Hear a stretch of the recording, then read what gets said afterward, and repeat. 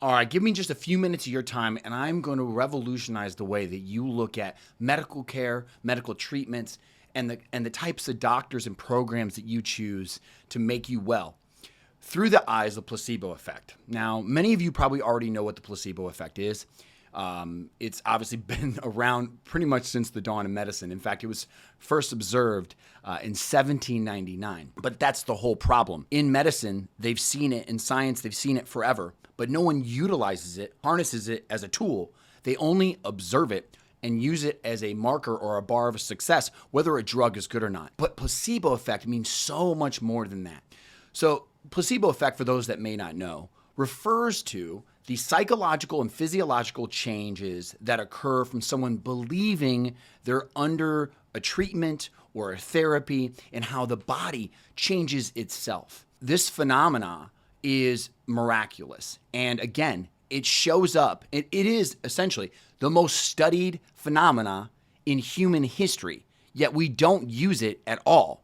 And in this video, using some of the work done by Harvard professor and psychologist Alia Crum, we are going to break down how important placebo effect could be to the future of medicine. So people just believing that something is happening or beneficial for them, their body will physiologically change. Take a look at this. The exact same milkshake, but with two different labels. What we found is that when people believed they were consuming an indulgent, high-calorie milkshake, their bodies responded as if they had consumed more calories. Over the last 30 years, So in that study, what they're talking about essentially is they gave two people the same milkshake, and they changed the labels. The one looked more sugary, right, higher calorie, and the other one to look less, right? It's kind of what I feel about Diet Pepsi versus Pepsi in many ways. And because the people believed they were drinking something more sugary, the body responded. The hormonal response was greater in that group that believed they were drinking the sugarier drink. And so that just shows you one of the small ways that behaviors can change. But they really change in a whole host of physiologic and psychologic ways.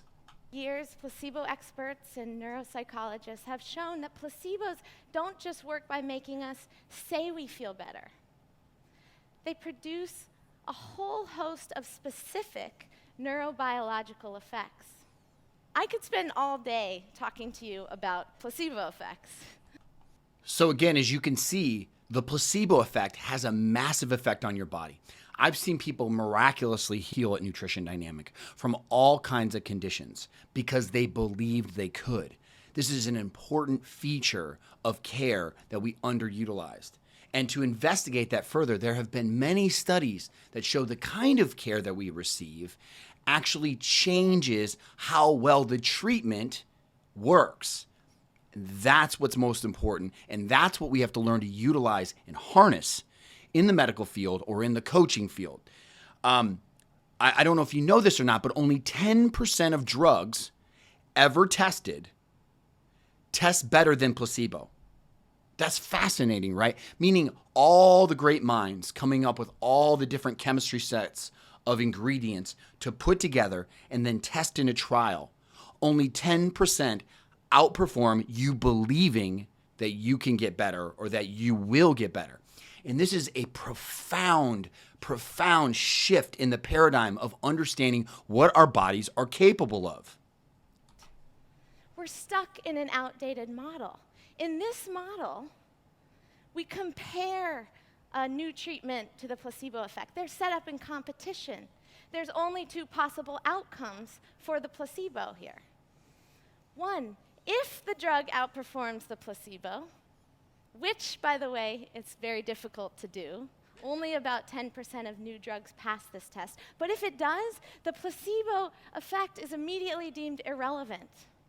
We start marketing the drug and prescribing the drug, and we forget about any benefit that could have occurred from just a placebo. What Alia explained so well right there is that placebo being such a constant, meaning it's in every bit of research ever done, they use it as the control. So they give people a sugar pill, they give them some kind of fake treatment. Hell, there's actually been studies where they'll open people up with sutures, they'll stitch or they'll cut people open, and then they'll do a fake procedure, put them back together as a control as well. And in most cases, it's about 20%. It's about 1 in 5 people get benefit from whatever the fake treatment was. And so the researchers now, when you use double-blind, placebo-controlled, that's what that means, double-blind, meaning that the scientists don't know who's getting what treatment, right? Nobody knows in the whole study. That's what makes it so reliable. And then, of course, so then two sets of people, one's getting the treatment, one's not. They're getting a sugar pill or whatever. About 1 in 5 of those people will get better. And so they use that as the bar to see whether the drug works or not. So this is how medicine and science have decided to use the placebo, only as a bar of measure upon which a drug works or doesn't work. And that belittles the potential and the possibility for what placebo really means. So if a drug outperforms placebo, it means that it's effective. And then all of a sudden, we forget all about the placebo. But as the video goes on and as other research shows, see, it's not that simple. If you remove the placebo effect and you only leave what the drug does on its own, the drug may now become ineffective, meaning that in the research, the drug was only effective because 1, the drug worked, but 2, it was on the scaffolding that the person believed. So really, when a therapy is being given, you also have to believe it's going to work, and then the drug also has to be effective, or the treatment. That changes everything. And as we go on further, we're going to look at evidence of how powerful this placebo effect actually is. Let's take a trip to the doctor's office, and I'll tell you about a study where we try to do just that. In this study, we have a doctor give patients a histamine skin prick test. Histamine produces an allergic reaction, a rash on the forearm, that we can measure the size of that reaction as it changes over time. 6 minutes after giving them the prick of histamine, the doctor applies a placebo cream, an inert cream. For half of the participants, the doctor has some good news. She says, this is an antihistamine cream. It's going to make your rash and irritation go away. For the other half, she has some not so good news. She says, this is a histamine agonist. It's going to make your rash and irritation worse. So what did we find? Well, the results were quite simple. When the doctor said the cream would make the rash worse, the rash was actually worse. This was 10 minutes after applying the cream. When she said the cream would make the rash better, the rash was better. Now, this alone is interesting because it suggests that the physiological responses to the histamine depended on the beliefs that the patient had about the cream.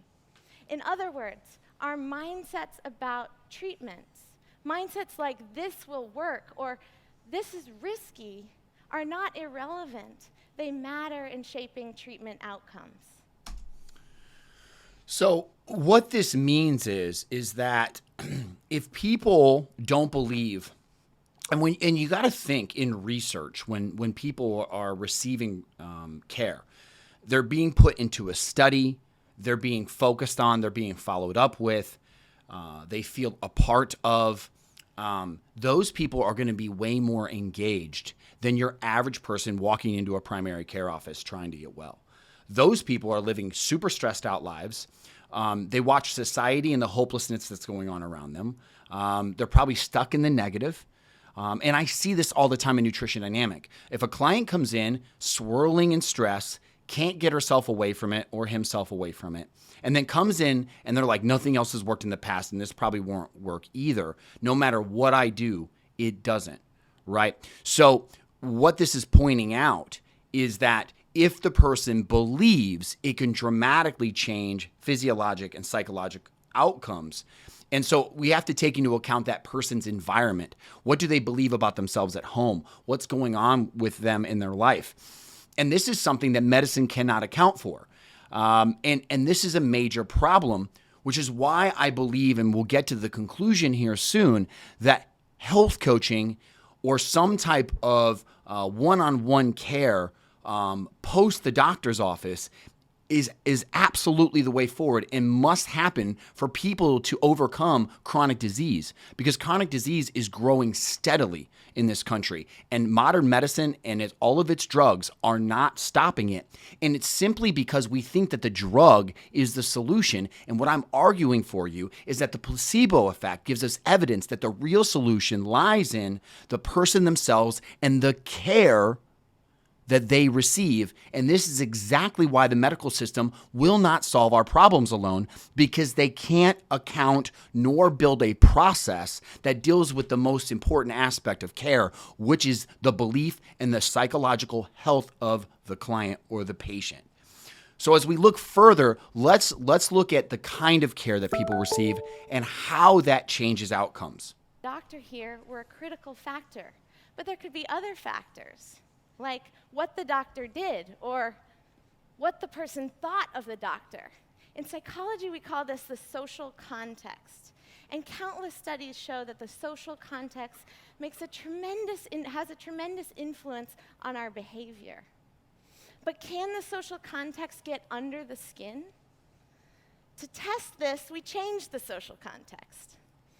In one scenario, we amped up the warmth of the physician. She looked the patient in the eye. She connected with them on a personal level. She didn't just ask date of birth or location of birth. She asked, where were you born? What was it like growing up in Ohio? In addition, we had cues in the environment that signaled her competence. Her badge read fellow at the Stanford Allergy Center. The room was pristine, and she completed the procedure with precision. So why warmth and competence, you might ask? Well, social psychologists has shown that these are the two fundamental qualities that we judge people on. Anytime we meet somebody new, we're immediately judging them, for better or worse. First, we want to know, do they have good intentions to me or bad? Are they warm? But second, we want to know, do they have the ability to enact those intentions? Are they competent? So to examine the effect of these two fundamental pillars of social interaction, we strip those qualities away. In this scenario, the doctor's not very warm at all. In fact, she's staring at the computer screen. Date of birth, location of birth, next question. We also raised some questions about her competence. Her badge reads student doctor. Remember, it's all about perception. Her badge reads student doctor. The desk is messy. And when she puts the blood pressure cuff on, she fumbles. So what did we find? Well, what we found was that the warm and competent doctor, the one who connected with the patient, what she said about the cream made the effect even stronger. And the healing effects of her positive expectations that she set were even more powerful. But when the doctor was cold, bumbling, pays you no attention, what we found here was that what she said about the cream made no difference at all. So there's two things that I want to close out this video with that you have to understand fundamentally. When people tell you that a drug works or doesn't work, or this therapy works or doesn't work, that's not it. That's only really one little part of the story. Two other components have to be admitted into evidence and taken into account in everyone's care. The number one is, what is the belief system of the client coming in, and can it be changed? meaning there has to be some form of coaching, lifestyle intervention, or mindset management in order to change the outcome of whatever the treatment is. And two, the type of care that the client or patient receives once they're in the care of a practitioner of any kind definitely will either hurt or exponentiate the treatment. So those two things can't be ignored as we move into the future. So when we see research that says that, an SSRI, antidepressant, is, 70% effective, well, that's not totally true. That means that it's 70% effective when the client believes they can get better, and two, when they receive the care that makes them believe, that reinforces the belief. So almost all three of those variables have to be in place for someone to get the outcome that they have expected, or that the expectation that they've developed in their mind that gives them hope. And most of the medical system is not that. The more the medical system gets commercialized, the more it's 15 minutes out, dry waiting rooms with doctors who don't care, who aren't healthy to begin with, that aren't good examples of what health looks like. And so how the heck is somebody going to come in there and take a drug that's based on the person believing and them not believe? And no wonder why so many drugs don't work, or so many treatments don't work. That's why this video is really about a promotion for health coaching. Health coaching is the absolute future of medicine. For a drug to work or for a treatment to work, we have shown that the person has to believe, they have to be supported, they have to receive a certain kind of care, and that cannot be done inside the medical system. I tried for over 7 years myself as a functional medicine consultant. It has to be done outside, but in conjunction. So the future of care, the future of at-home virtual care, rests in the hands of a health coach or a caregiver that's willing to spend time with their clients or patients. And that currently isn't happening in the United States, which is why we see more drugs than ever, but we see worse health outcomes for most American citizens. So until we learn to harness the power of someone's self-belief and their own innate healing, we will fail to change the health bar in the United States. Thanks.